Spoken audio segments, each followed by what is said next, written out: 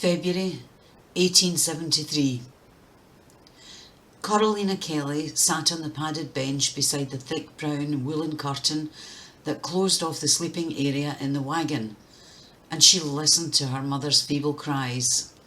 She was sitting on her hands because she knew that if she didn't keep them under her legs, she would have bitten her nails down until they bled. She rocked backwards and forwards in her space. She was scared. She was the only child to have survived birthing. All the others had come away before their time, and she could remember when 2 boys had been born, but they were blue when they came out.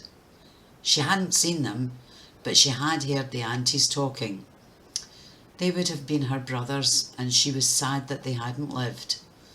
She was sad for her mum too, because she cried whenever anyone in the camp birthed a new baby.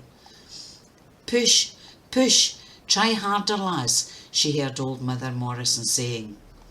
The men were outside, leaving the women to look after things, and she was alone in the wagon, separated from the others only by the thick woolen curtain. She wanted to pee so badly, but she was afraid to leave. Not that she was of any help, but still, she didn't want to run through the dark to the toilet tent to relieve herself of her full bladder, just in case she was needed. Finally, when she could hold it no longer, she left the wagon at a run.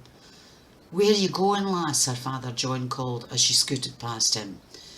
He and the others were sitting around the campfire, patiently, if worriedly, waiting for the birth of the next child. They were sharing a bottle of whisky and silently praying that all would be well. "I'm going to the dunny da." "Straight back, Coralina. Mind now, straight back." Wow, this is a really good book. Well, wait a minute, I wrote it. And I wrote these books too.